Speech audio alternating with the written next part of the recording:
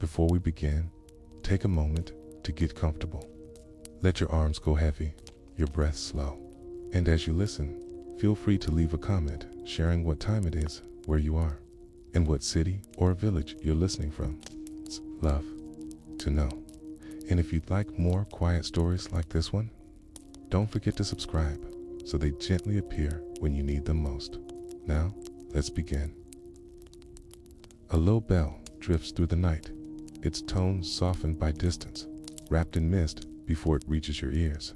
You notice the air is damp and heavy, carrying with it the faint smell of wood smoke and earth. A torch flickers against a stone wall, the flame bending in the wind, shadows stretching long across the ground. Somewhere nearby, footsteps echo, slow and deliberate, fading quickly into silence. This is medieval England, a land of castles and cathedrals, of villages clustered around fields, of markets and monasteries. Centuries shaped its rhythm, each age leaving behind echoes that still seem to linger in the air. You don't need to follow every word. Just let the images drift softly, like fog over the river. The crunch of frost underfoot carries across narrow lanes, thatched roofs dusted white beneath pale moonlight. Inside cottages, rushlights sputter, their glow fragile, barely pushing back the dark. The smell of peat fires lingers in the air, mingling with the damp of stone walls. Life here moves slowly, tied to the seasons, tied to the land, from the Norman conquest to the rise of great kings, from plague to pilgrimage. Each moment layered itself like smoke over the city, like frost upon the fields. The clang of church bells marked time, the rhythm of prayer and labor shaping each day. Candles flickered in abbey halls, their wax dripping silently, while outside, the night pressed cold and still. You don't have to hold on to every detail. Simply let these images drift, soft and slow, like mist across the hills. This is the entire history of medieval England, stretched across centuries, carried in silence and in sound, in voices chanting, in iron striking, in the whisper of wind over fields. It is a story, vast, yet quiet, its fragments still glowing faintly like embers in the dark. And as you linger in this hush, with bells fading, with torches dimming, with frost curling against the earth, you may find yourself wondering, how did people endure through all those centuries, when life was so fragile, and yet the days kept moving endlessly on? Asterisk, the beginning of medieval England was not sharp, not sudden, but a slow fading of one world into another. When the Romans withdrew, their legions marching away in silence, the island did not wake to clarity. It woke instead to uncertainty, to half-remembered orders. Two stone roads still glistening in the rain, but without soldiers to patrol them. And so, the medieval dawn crept in quietly, wrapped in mist, carried by echoes of departure. Pause here. You stand on a Roman road at dusk.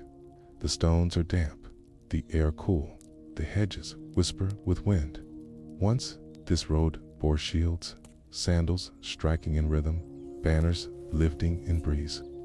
Now it lies empty, save for a raven perched on milestone, its feathers dark against gray sky. The silence is heavier than the march ever was. You hear rustle of leaves, flap of wings, distant bark of dog. These sounds fold into rhythm of absence. And so, England's medieval age began not with trumpet, but with hush, a silence pressing close. Pause again. Picture villa once grand, its walls painted, its floors tiled. Now ivy creeps, plaster cracks, roof leaks. Sheep graze where gardens bloomed, children play where baths once steamed. The mosaic glimmers faint beneath dust, half covered, half forgotten. Roman order dissolves, but life continues, reshaped, quieter, folded into ruins. If you're still listening, notice how transitions itself feels slow here. Not erased, not sharp, but folded into landscape. You don't need to trace each ruin, let image itself drift, like mist across field. In the wake of departure, new peoples arrived. The the Saxons came across the sea, their ships narrow, their sails patched, their axes gleaming. They settled in valleys, built halls of timber, raised hearths that smoked against low sky. The Romans had stone, but the Saxons built with wood.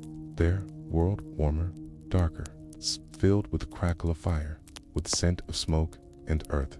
And so, the island shifted, its rhythm turning from marble to timber, from Latin to Germanic tongue. Pause, once more. Imagine hall, at night. The fire roars, sparks rising to roof beams. Men drink from horns, their voices low, their eyes glinting in firelight. Outside, the night is wide, the wolves howl, the stars gleam. Inside, the hall holds warmth, shelter, story. The silence of fields is answered by a murmur of words, by rhythm of song. If you're still listening, notice how contrast itself feels steady here. Not clash, not noise, but folded into survival. You don't need to remember each detail. Let warmth itself drift, like ember glowing faint. The Saxons named rivers, hills, fields in their tongue. They cleared forests, carved boundaries, raised churches of timber. Their priests whispered prayers in language new, though the air still carried echoes of Latin chants. Faith shifted, folded, mixed.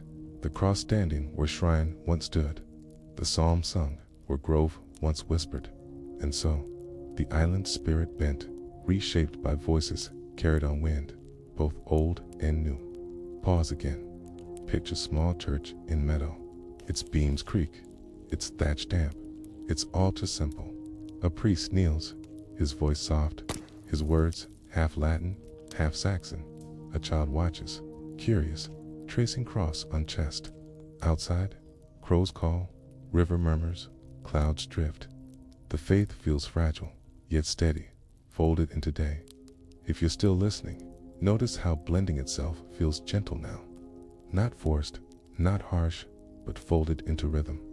You don't need to follow each prayer. Let murmur itself drift, like stream flowing. The old world had baths, villas, walls. The new world had fields, hearths, kinship. The old marked time with calendars of empire, the new with seasons, with harvest, with hunger. And so, life bent inward, focused on village, on hall, on field. The silence of empire replaced by smaller sounds, sheep bleating, fire crackling, loom beating. And so, medieval England grew from silence of absence into rhythm of survival. Pause once more. Imagine loom and cottage. The shuttle slides, the thread hums, the cloth thickens. A woman hums, her child sleeps, her fire glows. Outside, frost gathers on window, night deepens. The empire is gone, but life endures, folded into cloth, into hearth. If you're still listening, notice how steadiness itself feels soothing here. Not loud, not quick, but folded into pattern. You don't need to weave each thread. Let rhythm itself drift, like heartbeats slow. Generations passed. The Saxons became lords, their halls stronger, their fields broader. Kings rose, their crowns simple, their power fragile. Battles fought, borders drawn, yet always the land itself more constant than rule. Forests whispered, rivers flowed, winters pressed, summers eased. The medieval age was born not in clash, but in patience, in silence stretched across years, and you are left with reflection drifting softly. Like smoke rising from hearth at night, did those who built halls on ruins know they had begun a new age? Or did they feel only that they lived in shadow of silence, carrying forward with little thought, as world bent slowly from Rome's order to England's own rhythm? Asterisk, after the Romans withdrew, after villas crumbled and roads grew wild with weeds, the island did not fall into stillness alone. Slowly, small kingdoms stirred, fragile at first, but steady. They rose not in marble courts, but in timber halls, where kings sat by fire, their crowns little more than bands of metal. Their power dependent on loyalty of kin and warriors. The dawn of medieval England was not golden, but flickering, fragile flames in darkness, steadying against silence of fields and weight of winters. Pause here. Imagine Timber Hall at twilight. Its roof beams loom heavy, smoke curling upward to hole in ceiling. Fire crackles, sparks rising, casting glow on faces lined with shadow. The king sits on raised seat, his cloak fur trimmed, his hand on horn of mead.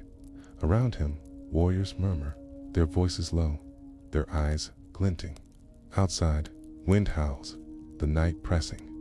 Inside, the hall warms, binds, sustains.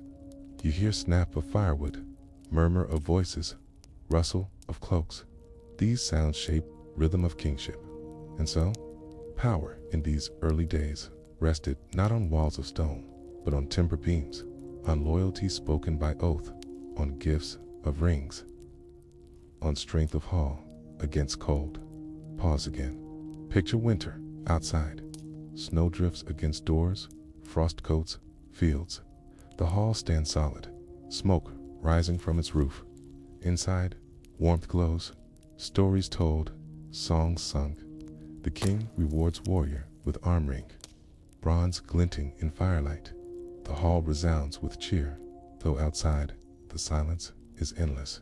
Survival means warmth, gift, loyalty, bound by presence of fire. If you're still listening, notice how fragility itself feels steady here. Not strong, not eternal, but folded into ritual. You don't need to hold each word. Let warmth itself drift, like ember glowing faint. These kingdoms grew across the land. Kent, Wessex, Mercia, Northumbria, East Anglia. Their names carved by rivers, by forests, by soil. Each rose from halls, from fields, from kin groups bound together. They warred, they allied, they bent, they broke. Borders blurred, shifting with each raid, each oath. Yet, behind politics, the rhythm of daily life carried on, quieter, deeper. And so, medieval England shaped itself through both battle and bread, both crown and plow. Pause once more. Imagine plowman in dawn light, his oxen strain, breath steaming, soil turning. He chants soft, his rhythm steady. Birds call faint, frost clings to grass. Behind him, hall looms faint, smoke curling. The kingdom may shift, kings may fall, but his furrow remains, carved into soil, folded into survival. If you're still listening, notice how endurance itself feels constant now. Not sharp, not loud, but folded into labor. You don't need to follow each furrow. Let rhythm itself drift, like step repeating. Kingship was fragile. Without walls of empire, authority rested on loyalty. A king gave land, treasure, feasts. In return, warriors fought, lords supported. But loyalty could falter. Oaths break, battles turn. And so, kingdoms often fractured, reformed, power passing like flame from torch to torch. Yet always the hall remained. The fire burned, the rhythm of winter endured. And so, kingship itself folded into silence, bound by gifts and guarded by stories. Pause again. Picture feast in hall. The tables lined with trenchers of bread, meat roasting, ale poured. The harp plays, singer chants lineage of king, praising his gifts, his battles. Warriors cheer, their voices rising. For night, unity holds, warmth presses. But outside, frost gathers, wolves prowl. Silence deeper than song. If you're still listening, notice how unity itself feels fragile here. Not certain, not lasting, but folded into moment. You don't need to hear each name. Let song itself drift, like harp string fading. Faith too shifted. Christianity, brought by missionaries, began to spread. In halls were once oaths sworn by gods of Oaken River. Now priests read psalms, crosses lifted, chants rising. Kings converted, sometimes for belief, sometimes for alliance, sometimes for wealth promised by church. Timber churches rose, small, smoky, fragile. Yet in them, candles glowed, voices prayed, silence softened. And so, kingdoms were bound not only by sword, but by prayer, folded into faith. Pause once more. Imagine baptism at river. The king stands, water poured, priests chanting. His warriors watch, some uneasy, some solemn. The water ripples, the air cool, the chant steady. The cross lifts, the silence folds. The kingdom shifts, not by battle, but by whisper of faith. If you're still listening, notice how change itself feels slow here. Not forced, not harsh, but folded into flow. You don't need to recall each ritual. Let ripple itself drift like current passing. Life in villages endured beneath halls. Houses of wattle and daub, thatch roofs dripping, hearths smoky. Families huddled near fires. Children slept close. Mothers spun wool. Fathers plowed. Winters long, summers brief, hunger frequent. Yet songs sung, stories told, prayers whispered. Survival fragile but steady, folded into rhythm of season. And so, beneath kingship and war, life endured in silence, in labor, in faith. Pause again. Picture cottage at night. The fire glows faint, pot simmering. Children sleep on straw, dog curled at feet. Father mends tool, mother spends, will worry. The air thick with smoke, with warmth, with silence. Outside, frost glitters, stars steady. Inside, life folds, quiet, enduring. If you're still listening, notice how ordinary itself feels precious now. Not great, not sung, but folded into survival. You don't need to keep each detail. Let rhythm itself drift, like wheel turning. These early kingdoms rose and fell, their borders shifting, their rulers changing. Yet always the land steadied, the fields endured, the halls burned fire. Medieval England's dawn was not bright with certainty, but dim with patience, with endurance, with silence stretched across fields. And you are left with reflection drifting softly, like fog across meadow at dawn. Did those who knelt in timbered churches, who feasted in smoky halls, who plowed furrows in frost, believe they lived in age beginning? Or did they feel only that survival itself was rhythm, folded into silence, carrying them always into another winter, another dawn? Asterisk. As England's early kingdoms settled into rhythm, plows in fields, fires in halls, prayers whispered in timbered churches, new sounds began to press upon the silence. From the sea, from the mists of the north, long ships came, their prows carved, their sails heavy, their warriors fierce. The Northmen brought not only battle, but dread, not only flame, but memory. Their presence reshaped England's dawn, pressing kingdoms into fear, into resilience, into change. Pause here. Imagine dawn along eastern shore. Mist drifts thick, waves lap steady. Fishermen pull nets, their breath steaming. Then faint sound, faint at first, the thump of oars, the creak of wood, the murmur of men. The mist parts. Long ships emerge, their dragon prows glistening with spray. The fishermen freeze, their nets fall. Silence folds sharp, broken by a beat of oars. You hear splash of water, creak of timbers, cry of gulls. These sounds shape rhythm of invasion. And so, the sea that once carried trade, now carried dread, its silence broken by sails of the north. Pause again. Picture village by shore. Its cottages small, its fields narrow, its church of timber. Children play, women bake, men mend nets. Then the long ships arrive. Warriors leap, axes gleaming, shields lifted. Flames rise, smoke curls, screams echo. The church burns, the fields trampled. Silence after is heavier than sound. Ash drifting, hearths cold, ground scarred. If you're still listening, notice how fear itself feels pressing here. Not constant, not everywhere, but folded into coast. You don't need to hold each raid. Let image itself drift, like smoke vanishing. The first raids were swift, Lindisfarne, 793, a monastery struck, its monks slain, its treasures taken. Too many, it was not only attack, but omen, punishment, warning. The chronicles wrote of lightning, dragons, whirlwinds. The silence of faith broken by terror of sails. For island once bound by prayer, the raid cut deep, its echo lasting. And so, the Northmen became shadow, their sails folded into every horizon. Pause once more. Imagine monk writing by candle. His hand shakes, his ink blots. He writes of terror, of slaughter, of judgment. His candle flickers. The parchment smells of smoke.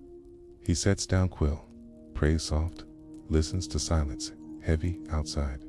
His words fold memory into page, carrying raid into centuries. If you're still listening, notice how memory itself feels alive here. Not loud, not forgotten, but folded into ink. You don't need to read each line. Let presence itself drift like candle glow steady. Raids grew into settlements. The Northmen came not only to plunder, but to stay. They carved farms into valleys, built halls, raised families. Their language mingled with Saxon. Their gods whispered beside Christ. Their customs folded into life. Fear gave way to mixture. Silence reshaped into coexistence. And so, the invaders became neighbors. Their presence folded into England's dawn. Pause again. Picture meadow where Saxon plows field. Beside him, Norseman guides oxen, their furrows crossing. They nod, they work, their silence heavier than words. Children play together, their tongues mingling, their laughter rising. The field grows, the silence softens, the world bends.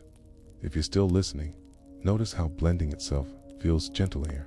Not sudden, not forced, but folded into soil. You don't need to trace each furrow. Let rhythm itself drift, like oxen's breath. Yet battles pressed still. The Danell rose, lands under Norse rule. Alfred of Wessex resisted, his kingdom fragile, his survival uncertain. He built burhs, towns fortified, places of refuge. He gathered men, fought, endured, his faith and prayer as steady as his sword. He bent silence into order, holding line against sails. And so, kingship reshaped, stronger, steadier, pressed by need of survival. Pause once more. Imagine Alfred in small church, candlelit, his hand on psalm book. Outside, his men sharpen swords, repair shields, whisper oaths. The king kneels, prays soft, rises steady, his breath slow, his gaze firm. The silence of night folds around him, broken by hammer on iron. If you're still listening, notice how endurance itself feels heavy now. Not certain, not triumphant, but folded into vigil. You don't need to follow each war. Let image itself drift like ember glowing dot. Through centuries, the Northmen left mark. Place names carried their tongue, laws, their customs, stories, their sagas. The silence of fields whispered with blended voices, Saxon and Norse, folded into rhythm of life. The fear of raids softened into heritage, but memory of sails and mist never fully gone. And so, medieval England's dawn bore not only timber halls and fragile crowns, but dragon-proud ships pressing from sea dot. Pause again. Picture river winding through valley. Along its banks, villages stand, smoke rising. Children fish, women wash, men plow. Yet always, eyes glance toward water, hearts remembering sails. The river shines, the birds call, the silence folds steady. If you're still listening, notice how vigilance itself feels endless here. Not loud, not sharp, but folded into horizon. You don't need to trace each fear. Let river itself drift, like current slow. The coming of the Northmen was not end, but turning. England bent, endured, reshaped.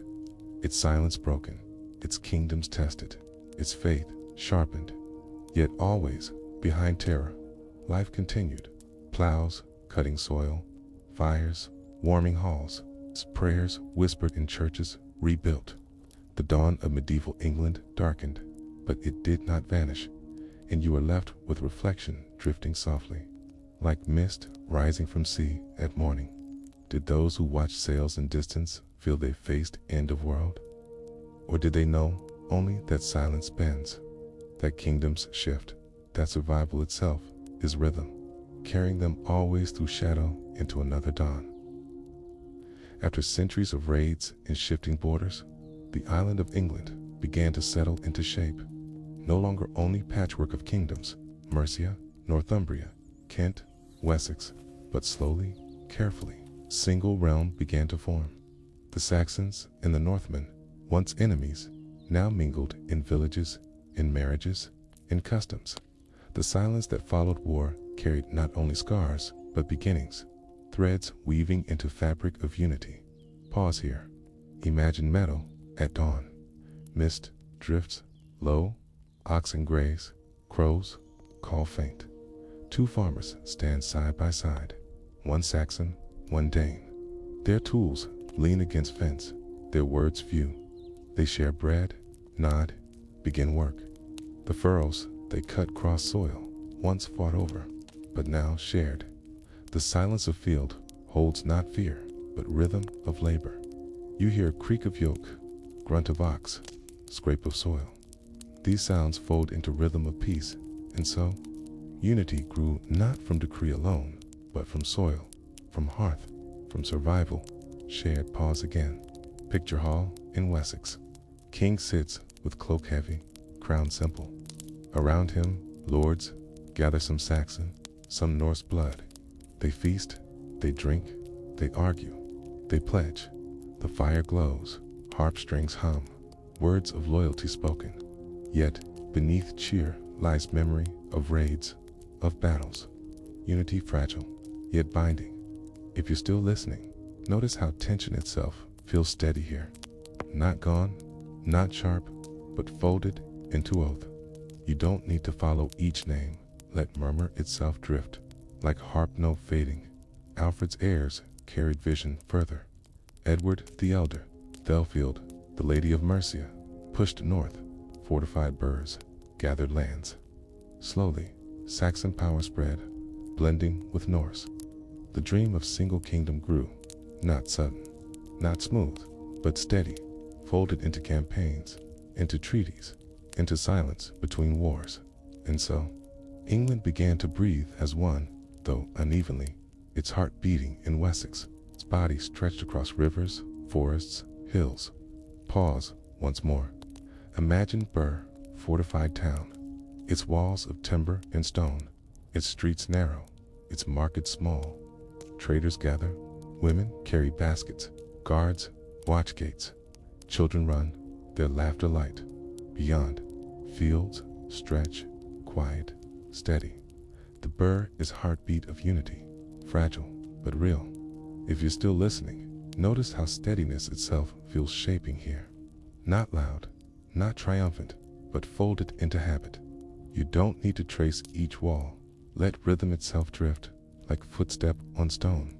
Faith-bound unity too. The church grew stronger, bishops advising kings, monasteries rebuilt. Latin chants returned, mingled with English prayers. Crosses rose in valleys, bells tolled again, softer, steadier. Faith gave language to kingdom, binding lords and peasants beneath shared prayer. Yet old customs lingered, Norse law, Saxon habit, blending slowly, folded into practice. And so, unity shaped not only by sword, but by psalm, folded into prayer. Pause again. Picture abbey at dusk. Monks chant, their voices low, their candles glowing. The air smells of wax, of damp stone, of incense faint. Outside, peasants kneel, crossing themselves. Their eyes lift, their breath slow. The chant echoes, folds into night, steadies silence. If you're still listening, notice how faith itself feels binding now.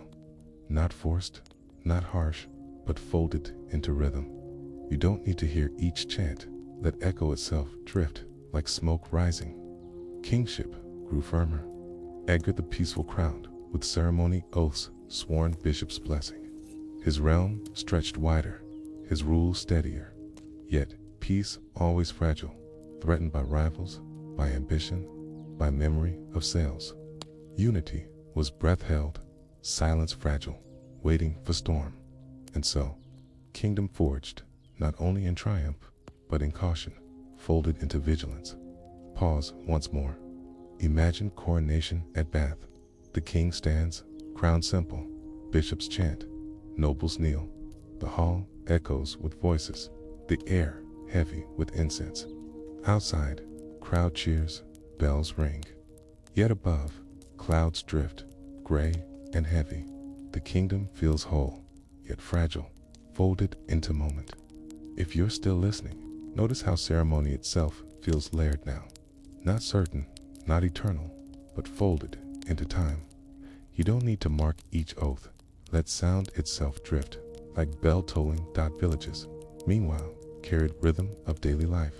Houses clustered, fields tilled, sheep grazed, looms hummed. Children learned prayers, men sowed grain, women spun wool. Winters pressed, summers eased, hunger returned, feasts relieved. Life endured, folded into silence of seasons, steadier than crowns. And so, unity beneath kings grew from soil upward, folded into labor, into hearth. Pause again. Picture winter cottage. Fire glows, pot simmers, straw rustles beneath sleeping children.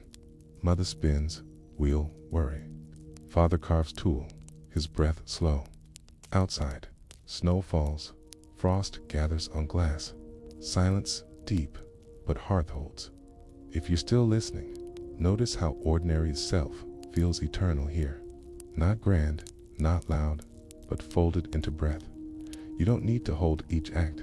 Let warmth itself drift like snow, settling by 10th century's end. England stood closer to unity than before. Fragile, new, but real.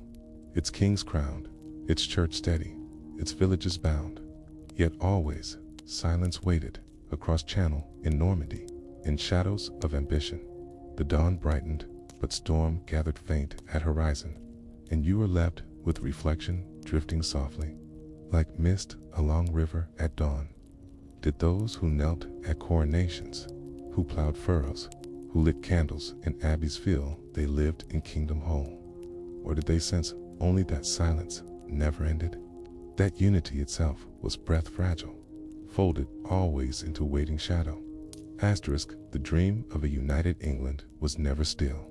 Just as peace seemed to steady, sails reappeared on the horizon, long ships pressing once more from northern seas.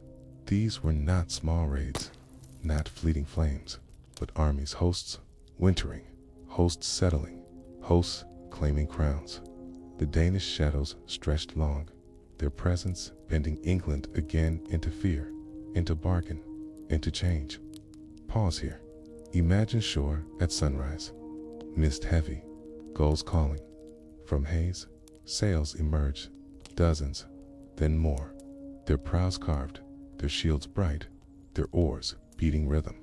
On land, villagers scatter, bells toll, priests pray. The silence of dawn folds into thunder of war. You hear a splash of oars, creak of hull, shout of men. These sounds mark rhythm of invasion.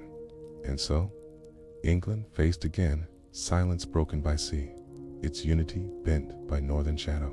Pause again. Picture city of London, its walls strong, its gates barred, its people anxious. Traders whisper, priests chant, guards pace. Outside, river brims with ships, their masts rising like forest. Siege presses, silence inside, broken by fear. London endures, but kingdom trembles. If you're still listening, notice how tension itself feels endless here. Not sudden, not sharp, but folded into walls. You don't need to follow each cry. Let rhythm itself drift like tide lapping.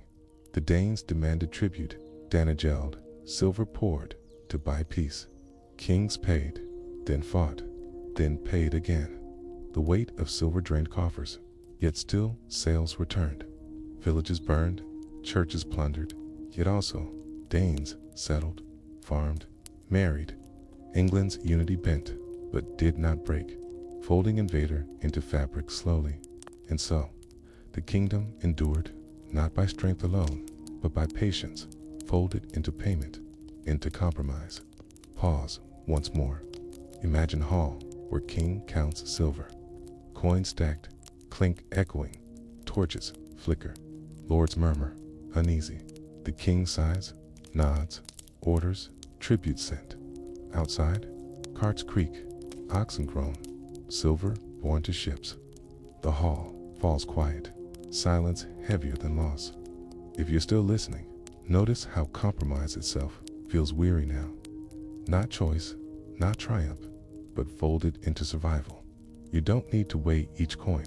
Let echo itself drift, like clink, fading. The tide rose higher still.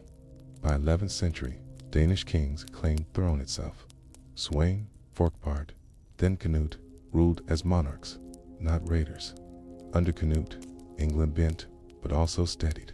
He blended rule with Saxon lords, prayed in English churches, governed with law as well as sword. His reign's strange mixture, foreign and familiar, harsh and steady. And so, silence of invasion folded into crown, reshaping kingship itself. Pause again. Picture coronation of Canute. The church filled, candles glowing, chants rising. Bishops bless, nobles kneel, people watch. The crown set, the king bows. His accent foreign, his gaze steady. His hand rests on cross. The silence of conquest folds into ritual of rule. If you're still listening, notice how duality itself feels steady here. Not reconciled, not smooth, but folded into throng. You don't need to track each word. Let chant itself drift, like incense rising. Under Danish rule, the kingdom breathed oddly calm.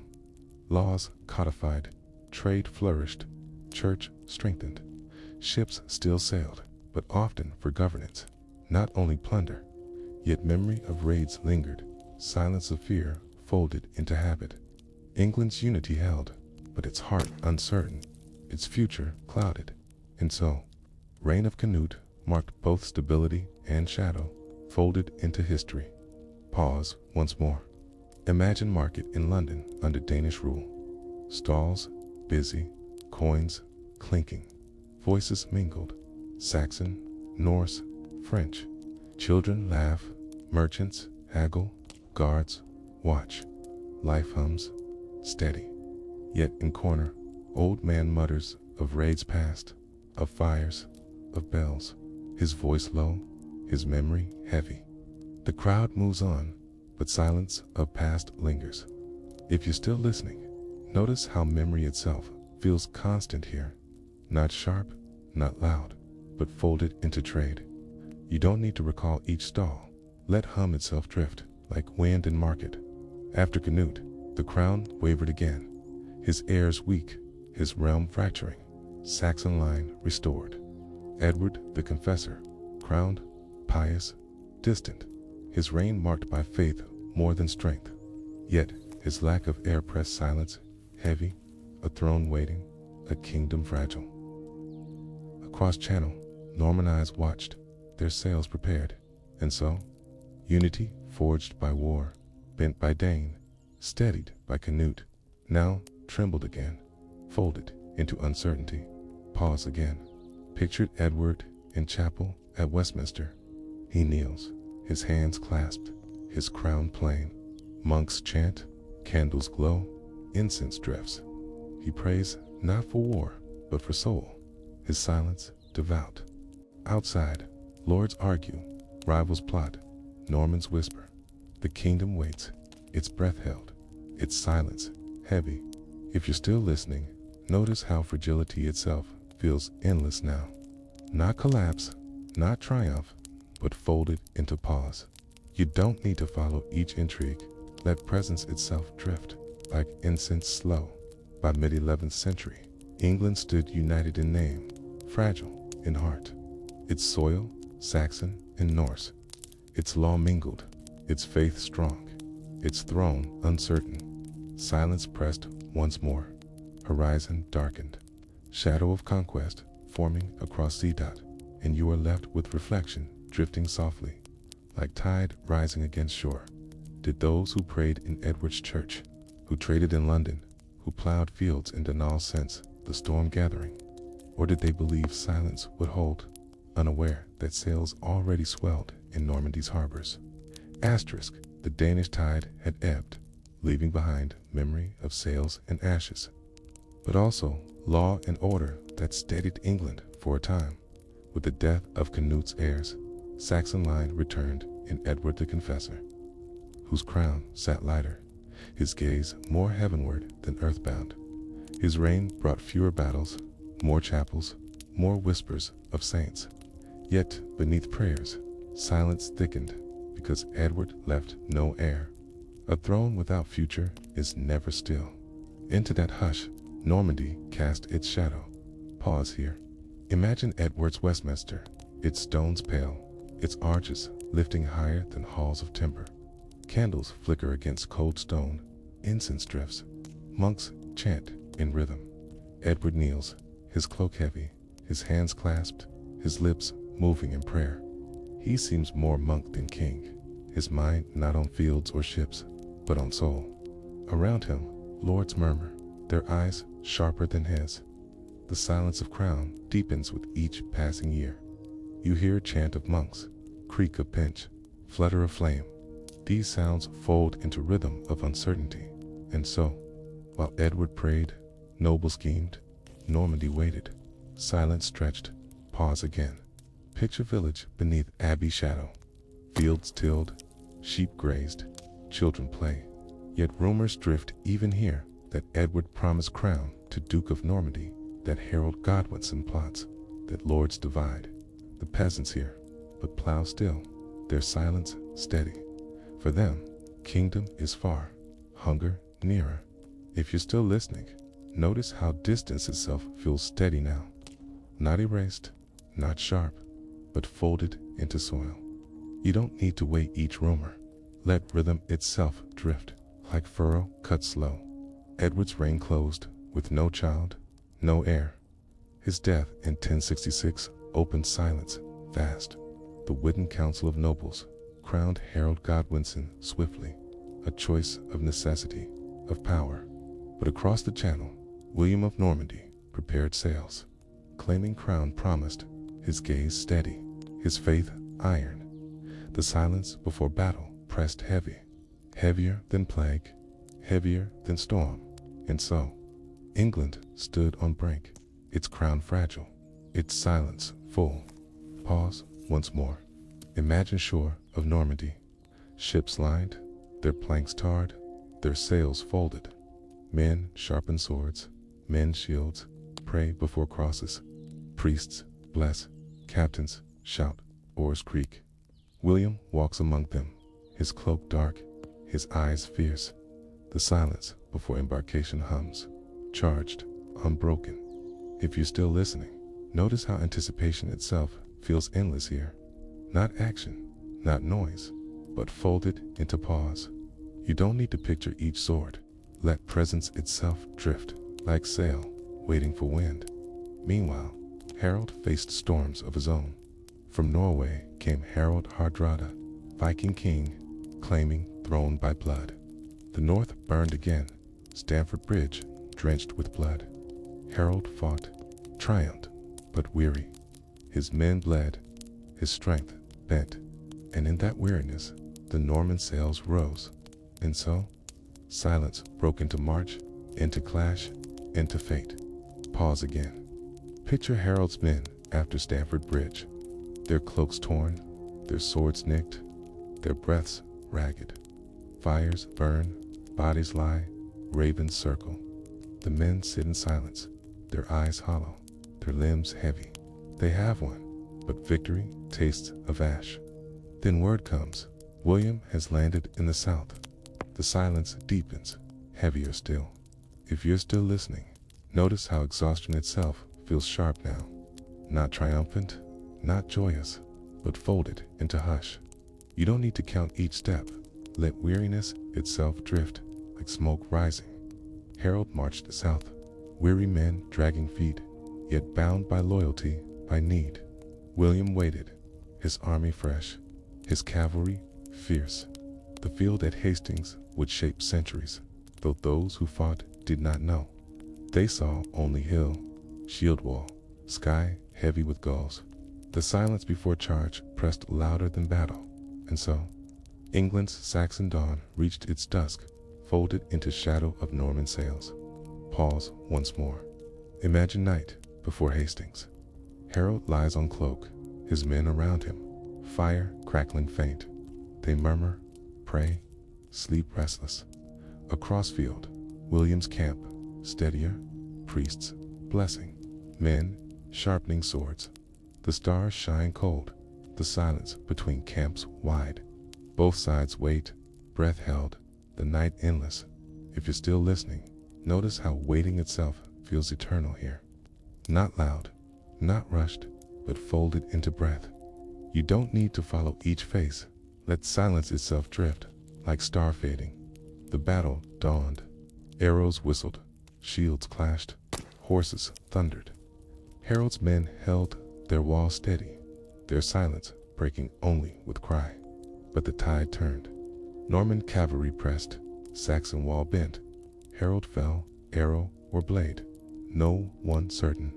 The crown broken, silence shattered. By dusk, William stood, victor, England bent.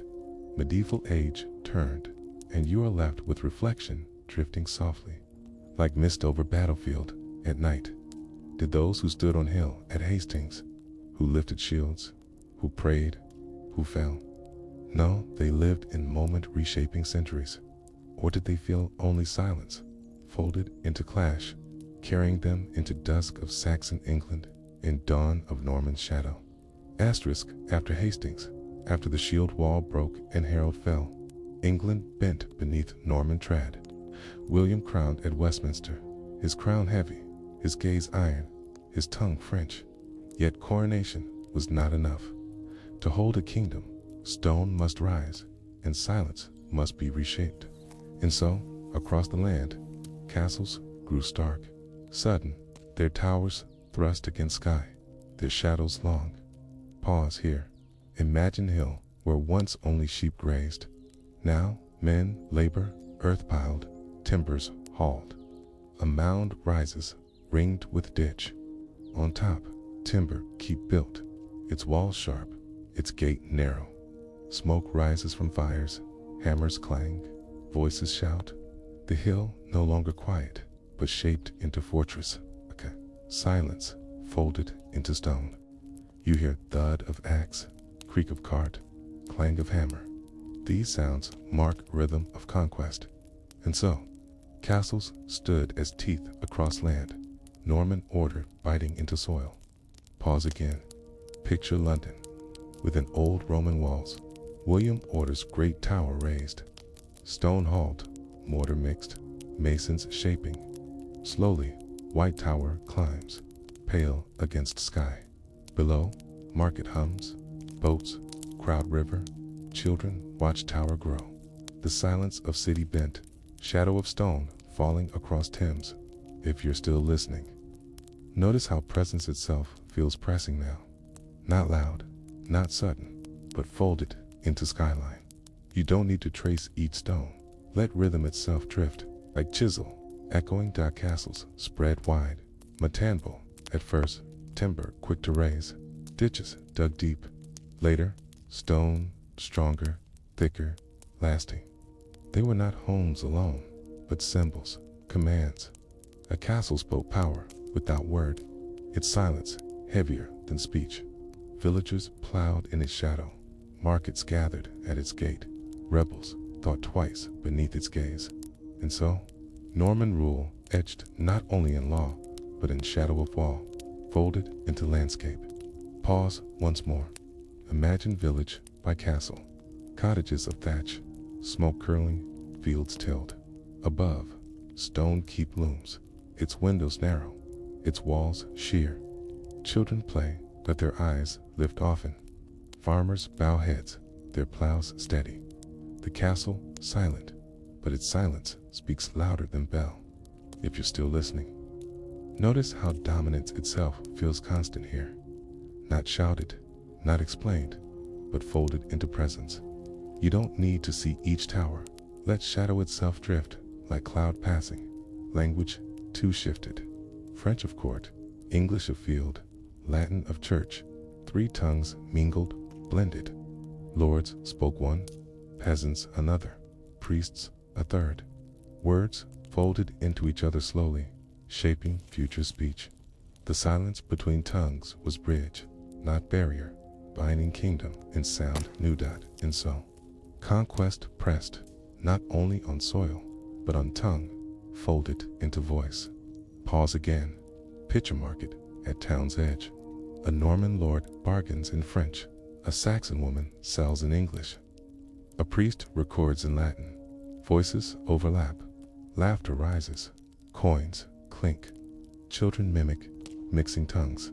The silence between languages soft, not sharp, folded into trade. If you're still listening, notice how blending itself feels fluid here. Not rigid, not forced, but folded into murmur. You don't need to follow each word. Let sound itself drift, like breeze through stalls. Doomsday followed. Great survey, record of all. Williams men rode, counted fields, noted plows, tallied mills. Ink scratched, parchment filled. No field too small, no pig unmarked. The silence of land pierced by questions, by quills, by judgment. For England, never before so measured, so weighed, and so. Conquest deepened into ink, silence folded into record. Pause once more. Imagine Reeve in village, questioned by Norman clerk. He stammers, lists, names, counts, beasts. Clerk writes, his quill scratching, his gaze sharp. Behind them, peasants watch, uneasy. The wind cold, the parchment rustles, the silence heavy. The record binds, even when ink fades. If you're still listening, notice how permanence itself feels steady here. Not loud, not visible, but folded into parchment. You don't need to hold each tally. Let presence itself drift, like ink drying slow. Peasants bore weight, most. Their labor-fed castles, their rents-filled coffers, their backs bent beneath conquest. Yet they endured, their songs sung, their hearts warm, their seasons steady. Norman lords above, Saxon peasants below. But life flowed still, sheep shorn, grain sown, bread baked. Survival folded beneath shadow. And so, the kingdom lived not only in halls, but in cottages, folded into smoke. Pause again. Picture peasant cottage at dusk. Fire low, bread baking, children curled in straw. Father rubs weary hands. Mother hums soft.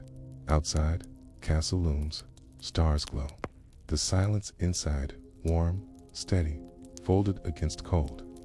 If you're still listening, notice how endurance itself feels soft here. Not glorious, not sung, but folded into breath. You don't need to keep each face. Let warmth itself drift, like lullaby fading top castles. Language, doomsday. Peasants all wove Norman shadow into England. Stone rose, words blended, ink bound, silence endured. The conquest was not single battle, but centuries long, folding Saxon into Norman, Norman into England, and you are left with reflection, drifting softly, like torchlight fading on castle wall. Did those who built towers, who tilled beneath them, who wrote in ink, believe they lived in conquest? Or did they feel only silence pressing, folded into shadow, carrying them into world reshaped, stone upon soil, word upon word? Asterisk, when castles stood firm and doomsday bound the land in ink, Norman power settled into rhythm. It was not only stone towers or parchment tallies that held the kingdoms, but web of oaths, lords to king, vassals to lords, peasants to soil. This was feudal rule, weight heavy, silence pressing, life shaped by duty. Yet, within burden, life endured, fires lit, bread baked, songs sung, seasons turning. Pause here. Imagine manor at dawn. Stone hall rises, its roof steep, its banners hanging still in morning air. Below, village stirs, smoke from cottages, clatter of pails, bleating of sheep. The Lord's steward walks path, tallying, his voice low. Peasants bow, children hide, dogs bark. The silence of soil bends to duty, folded into feudal rhythm. You hear rooster crow, bucket splash, cartwheel creak. These sounds mark rhythm of service. And so, feudal England breathed through bond oaths, spoken, rents paid, labor given. Pause again. Picture harvest. Fields golden, sides swinging, men sweating, women binding sheaves. Lord's share gathered first, carts loaded, barns filled. Peasants keep portions small, yet enough. The air smells of straw, of sweat, of bread baking faint. The silence of field, broken by rhythm of sickle. Steady, patient. If you're still listening, notice how labor itself feels endless here. Not loud, not sudden, but folded into cycle. You don't need to weigh each sheaf. Let rhythm itself drift, like wind through grain. Feudal order clear. King above, then lords, then knights, then peasants. Each owed duty, each bound by oath. Lords offered protection, peasants offered labor, church offered prayer. Yet often, protection frail, labor heavy, prayer constant. Still, the order steadied kingdom, silence held by bonds, fragile yet enduring. And so, Norman England was not only stone and crown, but web of duty folded into life. Pause once more. Imagine knight's service. He rides to Lord's hall, his horse strong, his armor gleaming. He bows, pledges loyalty, receives gift, land, rent, favor. His oath spoken, his duty clear. Behind him, peasants plow his granted land, their eyes lowered, their silence steady. The chain of service stretches from king to soil. If you're still listening, notice how structure itself feels layered here. Not fluid, not free, but folded into bond. You don't need to trace each level. Let order itself drift like chain in mist. The church too played role. Bishops, lords themselves, abbeys vast landholders. Monks prayed, peasants toiled, tides flowed, bells tolled, candles glowed, psalms echoed. Faith steadied lives, offered meaning, warned of judgment. The silence of fields folded into chant, into incense, into Latin words few understood, but all felt. And so, feudal burden softened by prayer, folded into faith. Pause again. Picture abbey cloister. Monks walk in silence, their steps soft, their hands folded. Candles flicker, chants rise, pigeons coo in rafters. Outside, peasants wait, their tides ready, their eyes hopeful. The abbey looms, both haven and wait, its silence steady. If you're still listening, notice how devotion itself feels steady here. Not questioned, not resisted, but folded into habit. You don't need to follow each psalm. Let echo itself drift like incense slow. For peasants, life harsh but enduring. Their cottages small, their meals plain, their winters long. Bread coarse, ale thin, meat rare. Yet they laughed, they wed, they sang, they danced. Their burden heavy, yet their joy folded into moment, into festival, into fire at night. And so, beneath feudal weight, life still warm, folded into song. Pause once more. Imagine midsummer feast. Villagers gather, ale flows, fiddle plays, children dance. Lord watches from hall, his smile faint. The bonfire blazes, sparks rising. For night, silence lightened, joy folded into dark. If you're still listening, notice how joy itself feels fleeting here. Not gone, not false, but folded into night. You don't need to hold each dance. Let glow itself drift, like ember fading dot. Justice, to bent by feudal hand. Lords held courts, peasants, judged by custom, by oath, by ordeal. A hand plunged in water, a stone carried. Wounds watched for healing. Silence of trial heavy, eyes lowered, breath held. Justice uncertain, yet binding, folded into order. And so, law itself carried weight of silence, folded into fear. Pause again. Picture trial in manor yard. Accused kneels, Lord sits, crowd murmurs. Priest blesses water, man plunges hand, holds stone, winces. The water drips, silence heavy. Days later, wound, judged. Guilt or innocence, life or death, folded into ritual. If you're still listening, notice how judgment itself feels uncertain here. Not firm, not fair, but folded into chance. You don't need to track each verdict. Let hush itself drift, like wind in leaves. Through all, the land remained constant. Fields plowed, sheep grazed, rivers flowed, forests whispered. Seasons pressed harder than lords, winters harsher than laws. Nature bound tighter than oaths, its silence heavier than crown. Yet people endured, their rhythm steady, their breath slow.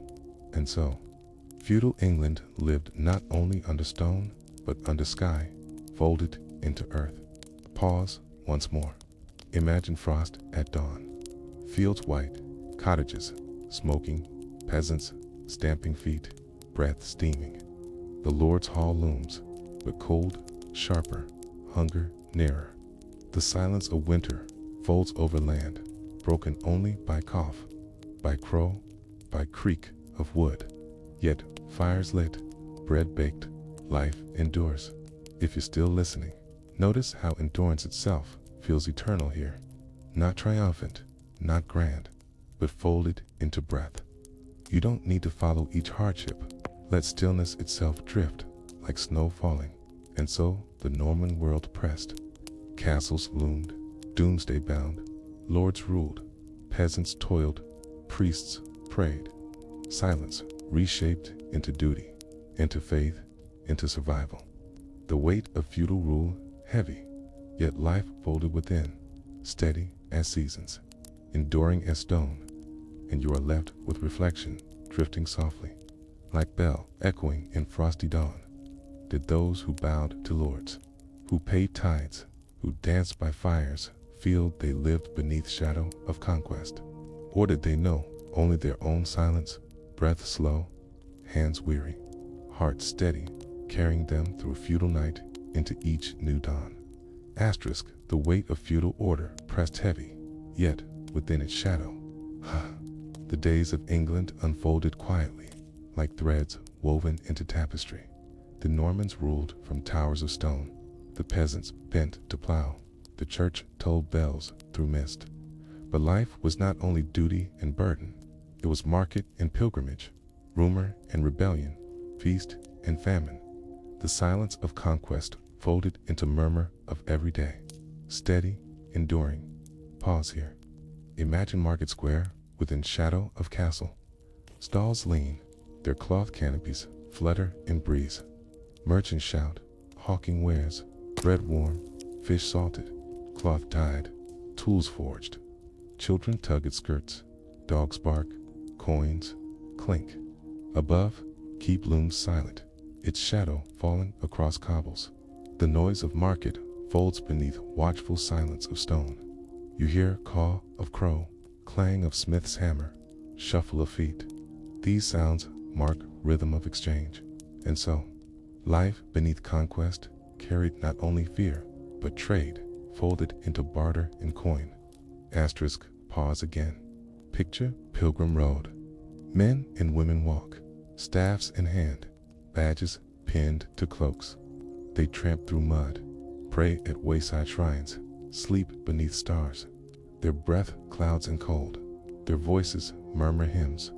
At journey's end, holy relic awaits, fragment of saint, drop of blood, splinter of cross. The silence of path broken by chant, by shuffle, by prayer. Asterisk, If you're still listening, notice how devotion itself feels slow here. Not loud, not certain, but folded into step. You don't need to trace each relic. Let murmur itself drift, like wind along road. Festivals, two-colored year. At harvest, bonfires blazed, ale flowed, fiddles played. At Christmas, halls decked with holly, bread shared, candles lit. At Easter, bells rang, fields bless, processions wound through lanes. Though lords ruled and peasants bent, joy found space, folded into rhythm of season. And so, silence softened at times, broken by laughter, by song, by fire. Pause once more. Imagine midsummer fair. Jugglers tumble, minstrels sing, wrestlers grapple. Ale spills, bread breaks, coins jingle. The crowd hums, smoke curls, banners flap. For a day, weight of feudal order lifts, silence thins. Joy rises. If you're still listening, notice how lightness itself feels fleeting here. Not false, not gone, but folded into pause. You don't need to mark each laugh. Let glow itself drift, like ember dying. Yet rebellion simmered too. Peasants grumbled at rents. Lords schemed for crowns. Barons pressed for rights. Castles burned, armies clashed, kings bent. Silence broke into shouts, into steel, into siege. But rebellions passed, kings remained, lords endured, peasants returned to fields. Noise folded back into silence, and so, unrest, part of rhythm, folded into a cycle of rule. Pause again. Picture forest at dusk, outlaws gathered by fire. They whisper of lords unjust, of taxes heavy, of freedom stolen. Their boughs rest, their cloaks torn, their faces shadowed. The fire crackles, owls call, branches creak.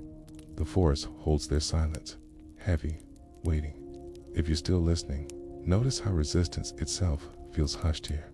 Not triumphant, not sharp, but folded into night.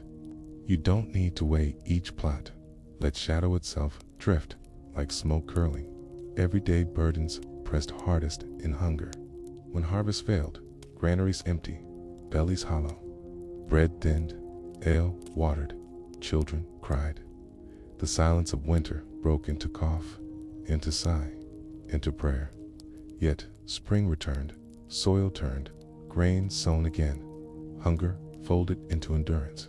And so, famine, not end, but rhythm, folded into a cycle of survival. Pause once more. Imagine cottage in lean winter.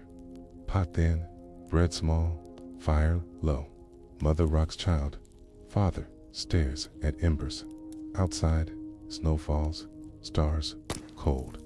The silence of hunger steady, broken only by sigh. Yet within, breath endures, hope waits. If you're still listening, notice how patience itself feels constant here.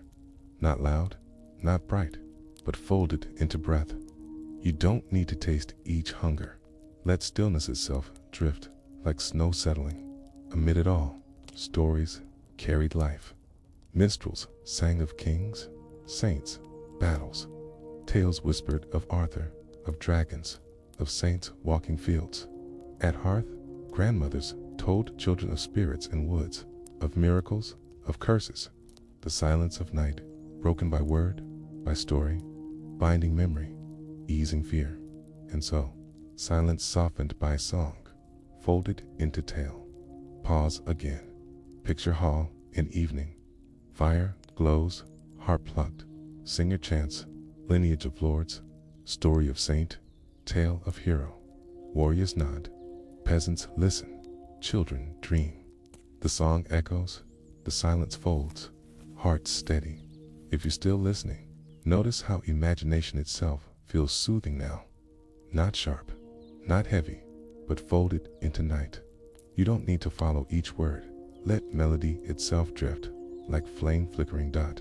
Thus, Norman England lived. Castles loomed, markets bustled, pilgrims walked, rebels whispered, famines pressed, stories softened. Life layered, silence woven through joy and burden alike.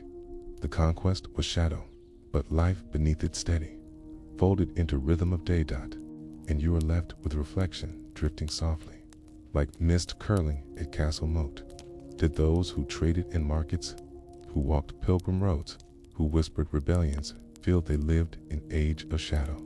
Or did they know only their own silence, their own breath, their own step folded into centuries, carrying them through Norman dusk toward another dawn? Asterisk, when Norman shadows settled and castles stood firm, England did not find rest. The centuries that followed pressed crown heavier, law sharper, burdens deeper. Kings of Plantagenet line rose, their tempers fierce, their ambitions wide, their reigns long. Yet with power came struggle against lords, against church, against people. And so, kingship tested, bent, reshaped, its silence cracked, its rhythm altered. Pause here. Imagine throne at Westminster. King seated, his robe crimson, his crown gleaming. Lords stand below, their cloaks rich, their eyes sharp. A clerk reads charter, his voice low, the parchment rustling. The hall heavy with silence, broken only by cough, by creak of wood, by flutter of flame. The crown heavy, the silence heavier still. You hear a murmur of lords, shuffle of boots, snap of parchment. These sounds mark rhythm of power, and so medieval England entered era of kingship, tried, silence bending beneath weight of law. Pause again. Picture Henry II, his temper fierce, his rule wide. He builds courts, codifies justice, sends judges riding across realm. Cases heard, writs issued, oaths sworn. Justice steadier, yet harsher. The silence of village broken by summons, by judgment, by order.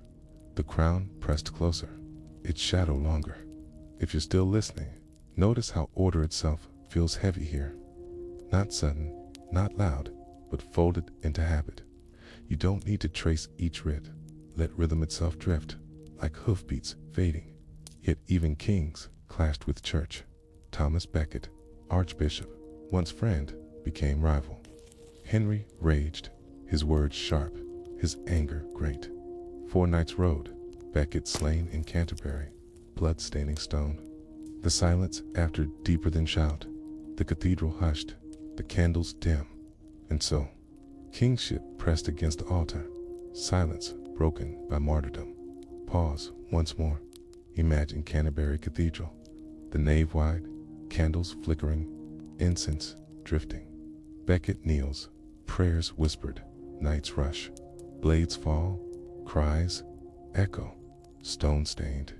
Then silence heavy, thicker than chant, folded into stone forever. Pilgrims would come, candles lit, prayers offered. The silence turned holy. If you're still listening, notice how martyrdom itself feels endless here. Not moment, not noise, but folded into shrine. You don't need to hold each detail. Let hush itself drift, like candle flame steady.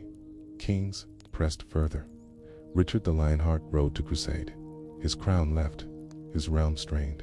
John followed, his temper harsh, his coffers empty. He taxed, he quarreled, he lost Normandy, he bent under weight of rebellion. The lords rose, not with fire alone, but with charter, words binding king. Magna Carta sealed at Runnymede, its ink heavier than sword. And so, silence of England cracked, crown bent to parchment. Kingship tested by law. Pause again. Picture meadow at Runnymede. River flows, reeds whisper, tents stand. Lords gather, their cloaks rich, their hands stern. John stands, his face grim, his seal pressed to parchment. The wax melts, the stamp presses. Silence follows, heavier than cheer. The charter holds. If you're still listening, notice how binding itself feels steady now. Not loud, not triumphant, but folded into seal. You don't need to follow each clause. Let presence itself drift, like river flowing. For peasants, Magna Carta distant, its words Latin, its reach narrow. Yet its echo spread. Lords checked, kings bound, justice broadened. Silence shifted. Rule no longer crown alone, but parchment too. England's rhythm bent, steadier, though fragile. And so, medieval England folded into law. Silence reshaped by ink. Pause once more. Imagine Manor Court after Charter. Reeve stands, peasants gathered. Steward reads. Few understand, but all listen. The words foreign, the tone heavy, the silence steady. Life continues. Plows cut, sheep graze, bread bakes. Yet in shadows, law grows, binding more than crowned. If you're still listening, notice how distance itself feels constant here. Not absent, not false, but folded into ear. You don't need to follow each law. Let murmur itself drift, like breeze and grass, through all church remained power. Monks prayed. Abbeys owned land. Bishops advised kings. Faith steady, bells tolling, incense rising. Yet corruption whispered to wealth, heavy, ambition sharp. Reform stirred, voices rose. The silence of prayer cracked by murmur of doubt. And so, crown and church strained together, silence bending. Pause again. Picture abbey refectory. Monks eat in silence, bread coarse, ale thin. Yet abbot's table, richer, meat steaming, cup heavy. Some glance, some murmur, some pray. The silence holds, but unease lingers. Reform waits, folded into hush. If you're still listening, notice how unease itself feels hushed here. Not loud, not sudden, but folded into chant. You don't need to track each grievance. Let stillness itself drift, like candle guttering. Kings, lords, church, peasants, all bound, all strained. Feudal weight, pressed, law grew, church prayed, life endured. The Plantagenet age, not quiet, not still, but folded into tension. Silence heavy, law steady, and you are left with reflection drifting softly. Like mist curling in meadow at dusk, did those who plowed beneath lords, who prayed at shrines, who watched kings seal parchment know they lived in moment-bending centuries? Or did they feel only silence of duty, breath steady, hands weary, hearts enduring, folded into dawn of law as much as crown? Asterisk after running meat, after seal pressed into wax, silence of England did not soften. Kings still strained against lords, lords still pressed against crown, peasants still bent to plow. The Magna Carta was not end, but beginning. Words tested, promises broken, oaths sworn and unsworn. Across years, rebellions rose, battles pressed, fields scarred. Yet through clash, life continued. Silence folded into cycle once more. Pause here. Imagine meadow, scarred by hooves, grass trampled, earth torn, arrows broken in soil. A crow circles, its cry harsh, the silence beneath heavier still. The battle gone, but memory lingers, folded into earth. Villagers creep back, their eyes wary, their hands trembling. They gather bodies, mend fences, sow seeds again. The silence of field returns, but altered. You hear flap of crow's wings, clatter of spade, sigh of wind. These sounds mark rhythm of recovery, and so, rebellion never erased life, but folded into soil, into memory, into silence of land. Pause again. Picture London during unrest. Gates barred, watch set, rumors thick. Merchants whisper, priests pray, lords plot, streets bustle, yet tension presses. The air smells of smoke, of tallow, of damp stone. Bells toll, carts rattle, but silence between sounds, heavy, waiting. If you're still listening, notice how unease itself feels steady here. Not loud, not sudden, but folded into murmur. You don't need to follow each intrigue. Let presence itself drift, like mist in alley. When Henry III reigned, his rule long, his governance uncertain, barons rose again. They called for charters honored, for laws steadier, for crown checked. Simon de Montfort led, his voice sharp, his cause heavy. Battles fought, parliament summoned, new order attempted. For a moment, crown bent further, silence broken by call of lords. And so, barons war-tested kingdom again, silence cracked by shout.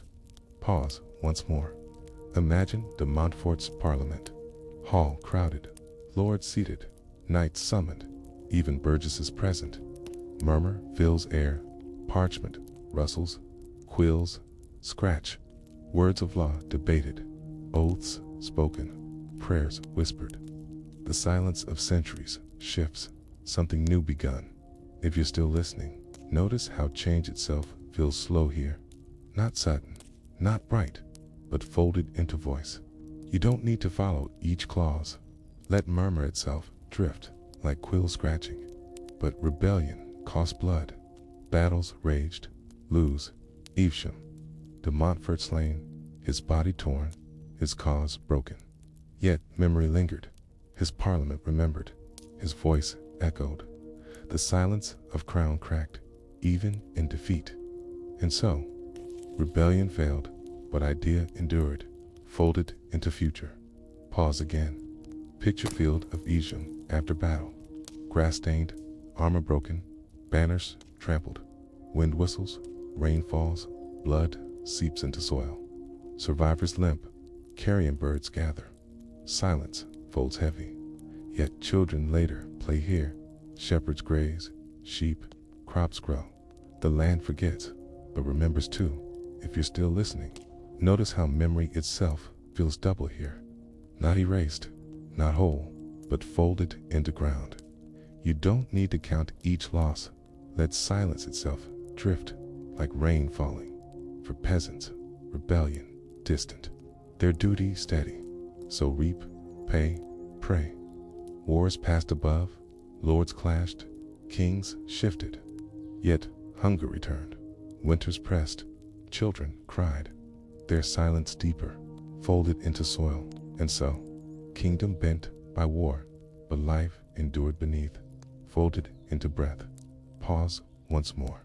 Imagine cottage during rebellion. Father mends plow, mother stirs pot, children whisper. Outside, rumor of battle, but inside, fire glows, bread bakes, straw rustles. The silence here different, not political, not royal, but ordinary, steady. If you're still listening, notice how ordinariness itself feels eternal here. Not loud, not written, but folded into hearth. You don't need to recall each detail. Let warmth itself drift, like fire crackling. Yet, from rebellion, something grew. Parliament, faint at first, then firmer. Not yet, as now, not yet steady, but presence felt, voice beyond crown, law beyond whim. Silence of England altered, shaped by both rebellion and survival. And you were left with reflection, drifting softly, like bell, echoing in distant dusk. Did those who fought at lose, who prayed in London, who sowed in silence since they shaped kingdom? Or did they feel only burden of hunger, breath of cold, weight of plow folded into centuries, carrying them through war into law, through noise into silence?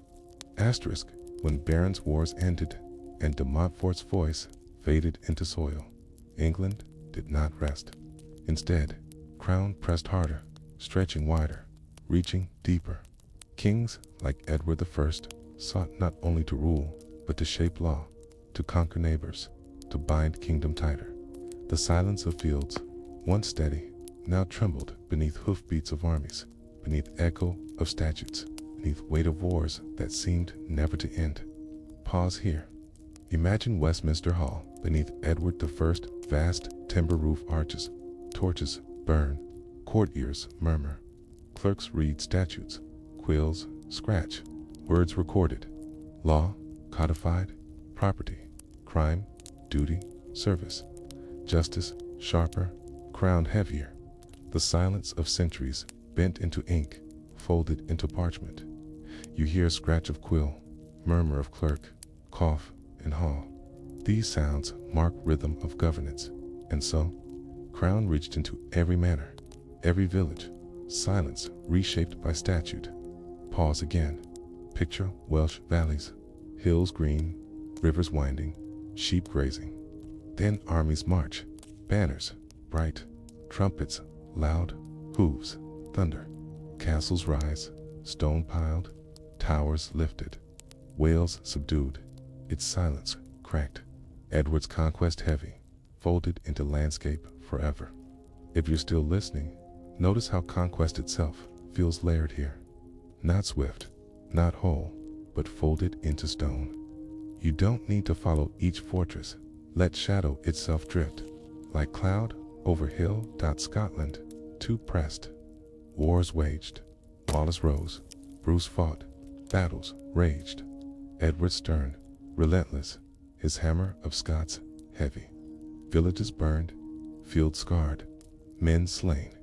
Yet resistance endured, silence folded into defiance. And so, crown stretched north, its silence broken, its reach unsteady. Pause once more. Imagine Scottish Glen after raid. Smoke curls, cottages ruined, sheep scattered.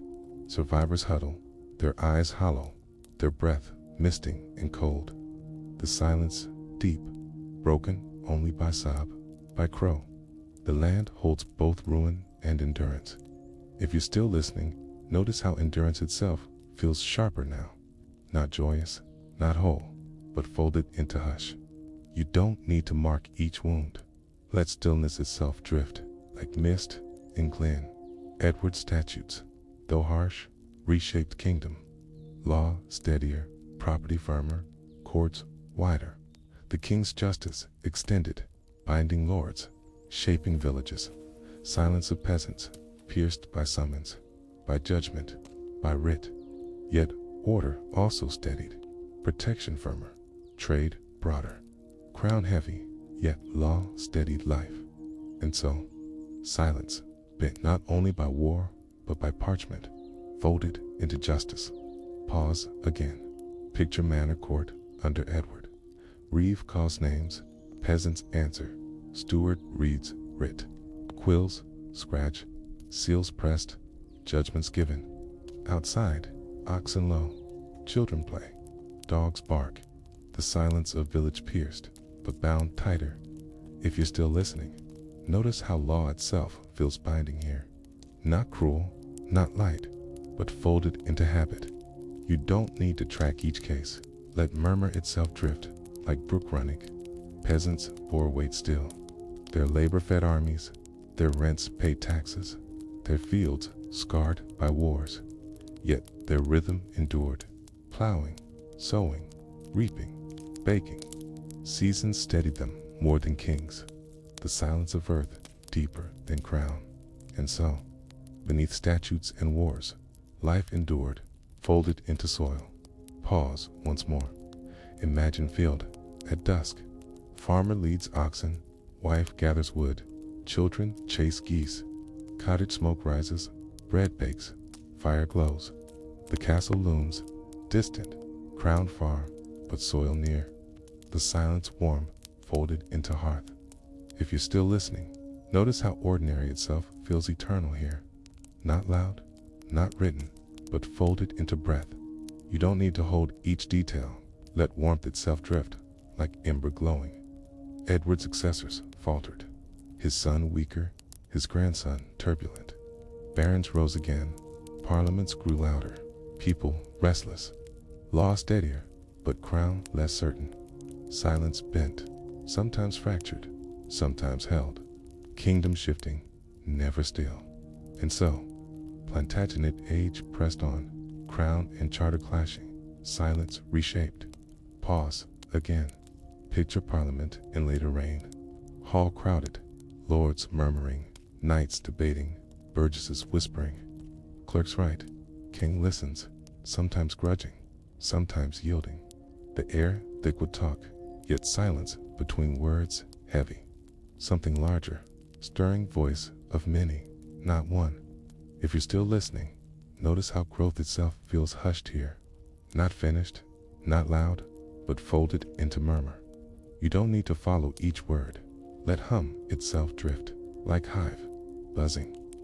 Through it all, the church remained, bells tolling, candles glowing, chants echoing, abbeys wealthy, monks steady, faith shaping lives. Yet, corruption whispered, reform stirred, voices murmured, silence of prayer folded into unease, waiting centuries to break louder.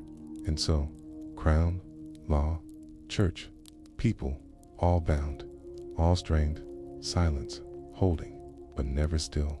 And you are left with reflection drifting softly, like candle guttering in hall at night. Did those who marched with Edward, who signed statutes, who tilled in silence since they lived in time of change? Or did they feel only their own breath, their own soil, their own hush, folded into centuries, carrying them from feudal dusk toward storms yet to come? Asterisk, the 14th century carried silence heavier than wars or charters. It came not with banners, not with writs, but with whispers of sickness, with ships arriving in harbors, with coughs echoing in alleys. The Black Death pressed upon England like shadow, deep and merciless. It folded into every village, every hall, every church. The silence it left was vaster than fields, thicker than fog. Pause here. Imagine London in summer. Streets narrow, houses leaning, air heavy with smoke and dung. Boats crowd Thames, their sails drooping, their cargo hidden. Among them, rats scurry, fleas bite, plague stirs. At first, whispers, fever, swelling, death. Then bells toll, carts roll, cries echo. The silence of cities shattered, but also deepened. Heavier than before. You hear clatter of wheel, wail of mourner, toll of bell. These sounds mark rhythm of plague. And so, Black Death entered England, silence bending into shadow. Pause again. Picture village far from city. Fields golden, sheep grazing, children laughing. Then sickness arrives. A cough, a swelling, a fever. Within days, a cottage silent, its door barred. Neighbors whisper, priests praise, fear thick. The silence of countryside, broken by death, folded into soil. If you're still listening, notice how fear itself feels steady here. Not sudden, not loud, but folded into breath. You don't need to count each loss. Let presence itself drift like mist along hedge. Plague spreads swift. Towns emptied, villages abandoned, fields untended. Priests buried countless, bells tolled without pause. Carts carried bodies to pits. The air smelled of smoke, of rot, of incense. Streets once busy, now hushed. Markets closed, doors shut. Silence reigned, broken only by cough, by cry, by toll. And so, kingdom folded into sickness. Silence heavier than stone. Pause once more. Imagine pit, outside city wall. Men shovel, bodies laid, earth heaped. Crows circle, dogs howl, priests chant. The wind cold, the soil damp, the silence deep. No names marked, no stones set, only earth closing, silent ceiling. If you're still listening, notice how grief itself feels endless here. Not sharp, not brief, but folded into ground. You don't need to hold each name. Let earth itself drift like soil falling. Yet, within shadow, life endured. Some fled, some hid, some prayed, some worked. Healers tried, charms worn, fires lit. The church strained, priests dying, faith shaken. Yet candles still lit, psalms still sung, hope clung faint. Silence of prayer deeper, folded into fear. And so, even as death pressed, life clung, folded into a hush. Pause again. Picture Abbey in plague. Monks chant, their voices low, their faces pale. Candles flicker, incense rises, coughs echo. One falls, another chants, another prays. The silence heavy, yet the chant endures. If you're still listening, notice how devotion itself feels fragile here. Not triumphant, not gone, but folded into breath. You don't need to follow each prayer. Let echo itself drift like smoke curling. The Black Death changed England. With so many dead, labor scarce, fields empty, peasants gained voice. Their work valued more, their demands sharper. Lords uneasy, wages rising, order bending. Silence a feudal chain cracked, something new stirring. And so, plague reshaped not only lives, but law, folded into future. Pause once more. Imagine manor after plague, fields overgrown, barns empty, cottages silent, yet in one family remains. They sow, they reap, they live, their rent lowered, their voice steadier, the silence of absence heavy, but within it, space for change. If you're still listening, notice how change itself feels quiet here. Not loud, not swift, but folded into gap. You don't need to measure each shift. Let presence itself drift like wind in grass. The memory endured. For generations, people spoke of time when death walked lanes, when bells tolled unceasing, when silence ruled. It haunted songs, it lingered in prayers, it pressed into chronicles. The Black Death was more than event. It was shadow folded into soul of kingdom, and you are left with reflection, drifting softly, like mist curling through empty street at dusk. Did those who lived through plague, who buried neighbors, who tilled empty fields, since they endured age reshaping kingdom? Or did they feel only silence pressing breath slow, hands trembling, hearts enduring, folded into darkness, waiting always for dawn? Asterisk, when the Black Death loosened its grip, silence did not lift fully. It lingered, heavy, folded into memory of loss. But something new stirred in that silence, a restlessness, a murmur, a rising voice. With so many gone, with fields empty, labor scarce, peasants found their work valued more. Yet lords pressed to hold them still, laws written to freeze wages, to bind bodies, to keep world unchanged. That weight cracked the silence, and from cottages and fields, a murmur grew, rising toward revolt. Pause here. Imagine village after plague. Half the cottages abandoned, doors sagging, roofs caved. The survivors plow broader fields, their hands rough, their backs bent. They speak low, but their voice is stronger, their demands sharper. A lord frowns, a steward scolds, laws read aloud. Yet peasants whisper, not silent as before. The air smells of soil, freshly turned, of smoke from hearts, of change not yet spoken. You hear creak of plow, murmur of voices, snap of twig. These sounds mark rhythm of restlessness. And so, silence after plague shifted, folded into murmur of defiance. Pause again. Picture hall, where laws read. A steward's voice, sharp, declaring statute of laborers. No wages to rise, no work refused, no freedom granted. Peasants listen, their jaws tight, their hands clenched. They bow, but their silence no longer soft. The hall smells of tallow, the parchment rustles, the air thick. If you're still listening, notice how defiance itself feels hushed here. Not shouted, not sudden, but folded into breath. You don't need to follow each word. Let murmur itself drift, like wind in rafters. Taxes pressed too. Wars with France drained coffers. New levies demanded. Poll tax repeated. Each man, woman, child, taxed alike. The weight unbearable. The silence strained. In villages, anger thickened. Voices sharpened. Names cursed. In 1381, spark caught revolt spread. And so, peasants rose, their silence broken into shout. Pause once more. Imagine Kent in early summer.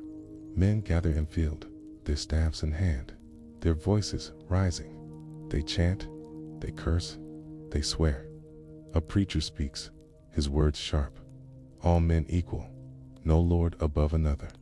The crowd swells, their anger burning, their silence gone. The air smells of sweat, of ale, of grass trampled. If you're still listening, notice how anger itself feels alive here. Not fleeting, not thin, but folded into shout. You don't need to follow each cry. Let rhythm itself drift like drum beating. From Kent and Essex, rebels marched. They gathered more, their numbers swelling, their voices echoing. They burned manors, tore records, slew officials. London opened gates, the city filled, rebels pouring in. Palaces stormed, treasuries plundered, men slain. 4 days, crown itself bent, silence of power broken. And so, kingdom trembled, peasants' voices thundered. Pause again. Picture London during revolt. Smoke rises from Savoy Palace, its halls aflame. Men cheer, furniture hurled, treasure shattered. Streets filled, rebels chanting, lords fleeing. The Thames glints, its waters calm, while city roars. The silence of crown replaced by a roar of crowd. If you're still listening, notice how roar itself feels strange here. Not steady, not lasting, but folded into fire. You don't need to trace each blaze. Let crackle itself drift, like ember fading. Young King Richard II faced them, barely 14, yet he rode, met rebels at Mile End, at Smithfield. Promises made, charters granted, hopes lifted. Then leaders slain, Wat Tyler struck, the crowd scattered, revolt broken, promises revoked, silence returned. Yet memory endured, echo of defiance lingered. And so, peasants lost, but voice not erased, folded into future. Pause once more. Imagine Smithfield. Rebels gathered, their staffs lifted, their voices sharp. Tyler speaks, the king listens, the crowd holds breath. Then clash, blade strikes, leader falls. Silence, sudden, heavy, broken by panic. The crowd flees, the king calms, order restored. The square empties, its silence thick. If you're still listening, notice how loss itself feels sharp here. Not triumph, not hope, but folded into hush. You don't need to follow each strike. Let stillness itself drift, like dust settling. For peasants, aftermath harsh. Leaders executed, laws tightened, taxes pressed. Yet, something had changed. Fear cracked, voice raised, memory lingered. The silence of centuries pierced, even if briefly. In fields and cottages, people remembered that they had spoken, that lords had trembled, that change possible. And so, revolt ended, but echo remained, folded into soil, into story. Pause again. Picture winter evening in village after revolt. Fire glows, bread bakes, children curl in straw. Father whispers story of summer, of March, of voice. His tone low, his eyes wary, but his words linger. The silence of cottage carries both fear and pride. If you're still listening, notice how memory itself feels alive here. Not loud, not gone, but folded into tale. You don't need to keep each word. Let warmth itself drift, like flame flickering. Thus, England trembled. Black Death scarred, peasants rose, crown bent, silence cracked. Though revolt failed, its murmur endured, its echo folded into centuries, waiting for time when voices would rise again, and you are left with reflection, drifting softly, like mist along river at dusk. Did those who marched on London, who burned manors, who spoke of freedom, know they shaped history? Or did they feel only their own hunger, their own anger, their own breath folded into silence, waiting still beneath fields of England? After plagues, shadow, and peasants rising, England did not find rest. Instead, war stretched long against France, across Channel, in fields far from home. The 100 Years' War drew kings and knights, archers and peasants into battles that echoed across decades. Victories sung, defeats mourned, coffers drained, lives spent. And within all, people endured, their silence deeper than trumpet, steadier than steel. Pause here. Imagine Dover's shore at dawn. Ships gather, sails furled, men board. Armor clinks, bows carried, arrows bundled. Horses snort, waves lap, gulls cry. The wind smells of salt, the air thick with breath of men uncertain. Silence heavy, broken only by creak of mast, by crash of wave. You hear flap of sail, call of captain, murmur of prayer. These sounds mark rhythm of departure. And so, England marched to France, silence folded into war. Pause again. Picture Crazy fields wide, sky heavy, arches kneel, strings taut. French knights ride, banners bright, armor gleaming. Then, storm of arrows, whistling, falling, striking. Horses scream, men cry, ground shakes. Yet, beyond noise, silence presses, felt between volleys, and breath held. In fate, waiting. If you're still listening, notice how tension itself feels endless here. Not loud, not sudden, but folded into pause. You don't need to follow each arrow, let silence itself drift, like mist over field. Victories came Crécy, Poitiers, Agincourt. English longbow sang, French knights fell, kings captured. Pride swelled, songs sung, but coffers emptied. Men lost, villages hollowed.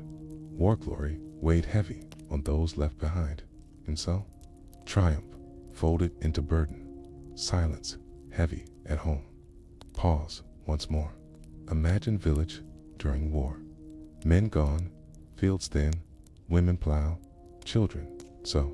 Church bells toll, prayers offered, rumors drift. Bread scarce, ale thin, winters sharp. Silence deeper than victory, folded into hunger. If you're still listening, notice how endurance itself feels steady here.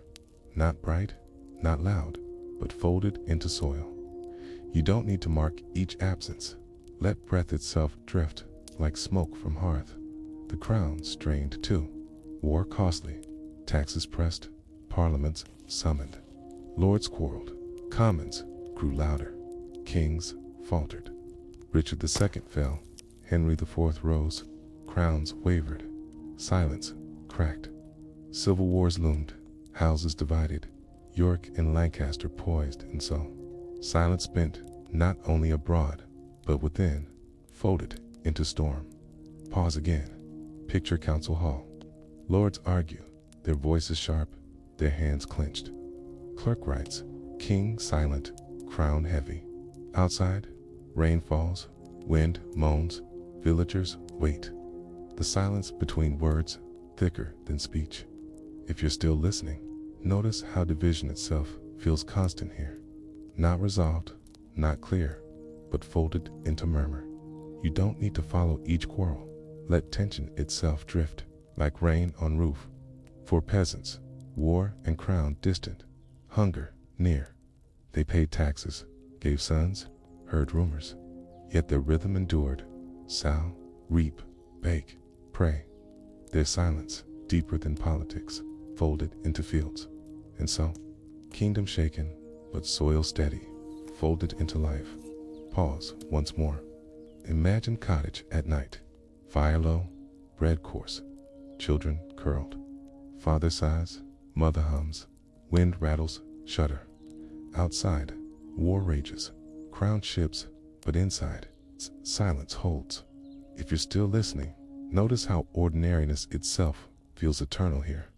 Not loud, not fleeting, but folded into hearth. You don't need to recall each crown. Let warmth itself drift, like ember glowing dot. The 100 Years' War dragged, victories fading, defeats growing, coffers drained. France regained, England weary, silence heavier. At home, plague returned, rebellions stirred, faith strained. Yet, life endured, markets hummed, bells tolled, children played. Silence of endurance, steadier than war. And you are left with reflection drifting softly, like mist over abandoned field at dusk. Did those who loosed arrows at Crécy, who baked bread in empty cottages, who whispered prayers during storms of crown? No, they lived in age-shaping kingdom. Or did they feel only their own silence folded into hunger, into duty, into breath steady, carrying them through centuries of war into shadows of suffering that yet endured? Good night, sing sing, sing sing, sing sing, so sweet dreams.